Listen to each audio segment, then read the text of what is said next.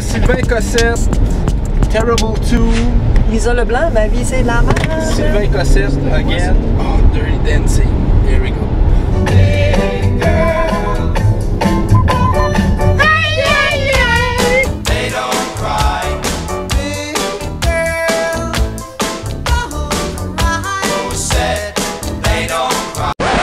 On est à bord du Infiniti FX QX. Ça là, 2014, 3.7 litres. Dis-moi, qu'est-ce qu'il y a de nouveau sur ce modèle-là, à part de s'appeler QX70? On a ajouté quelques équipements qui n'étaient pas là dans les dernières années. Modifié le système de navigation, mais moi de dire, là, l'évolution à part le logo est assez minime. Mais sérieusement, ça se conduit comme ça se conduisait avant? Je veux dire, j'ai même pas l'impression qu'on ait changé le tableau de bord. Non, absolument pas. Il n'y a rien qui a changé là-dedans. Infiniti a décidé de remplacer pour 2014 le nom de tous ses modèles par des Q. Les voitures vont avoir des noms qui commencent par Q, les VUS et multisegments, des noms qui commencent par QX. Infiniti a stipulé sur le fait que on mettait la lettre Q pour rendre hommage à la marque parce que la toute première voiture lancée par Infiniti en 89, c'était une Q45.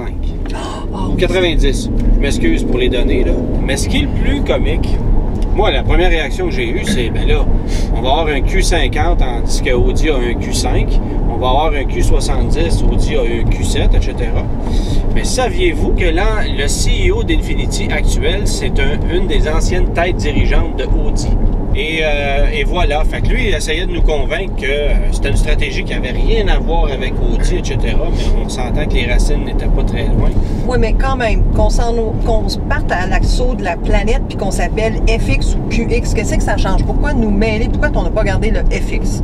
En même temps, il y a bien des modèles en Europe qui s'appellent, j'ai pas d'exemple en tête, mais qui ont un nom, puis ici, c'est un nom complètement différent. Pourquoi ils n'ont pas fait la même chose? Ben oui, pourquoi on n'a pas gardé, appelez-les QX quelque chose Moi, je pense là-bas? que le brand G était assez fort. Le brand G était fort, tu viens de le dire, là, la G35, G37. Mais il était fort juste en Amérique du Nord. Puis là, ça va s'appeler une Q50, puis il n'y a personne qui va être capable de s'en souvenir. En deuxième position, on peut dire que le FX est un véhicule quand même connu du public. Là. Oui, oh, oui.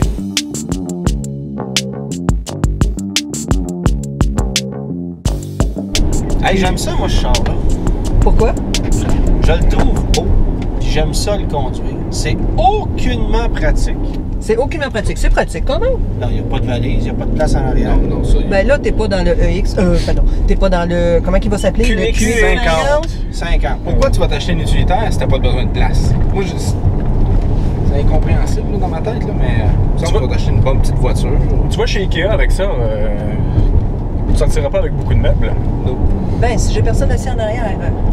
La conclusion, c'est pas compliqué. J'aime encore le produit, même si c'est pas un produit qui se vend énormément et qui est pas super pratique. Mais la nomenclature des nouveaux modèles vont mêler tout le monde. Puis je pense que sur le marché américain, ça changera absolument rien. Sur ces belles paroles. Wonder why.